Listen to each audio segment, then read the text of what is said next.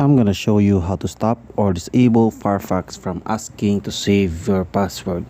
So to get started, you have to open your Mozilla Firefox browser, and then from there you just have to click on the three dash on the right side of the browser, and from there you have to click on settings on the bottom, and then it will redirect you to the settings option, and then from there you go to privacy and security.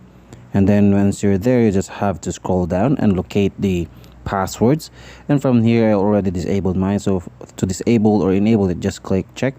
Also, you can exceptions, you can edit it by unchecking the fill terms, fill passwords, and for whatever you want. And just from there you just have to click on check mark box, and just for that you just have to uncheck if you just want to enable or disable the browser to ask for more password or ask to save your passwords. So that's it. That's how you stop or disable Firefox from asking to save your password.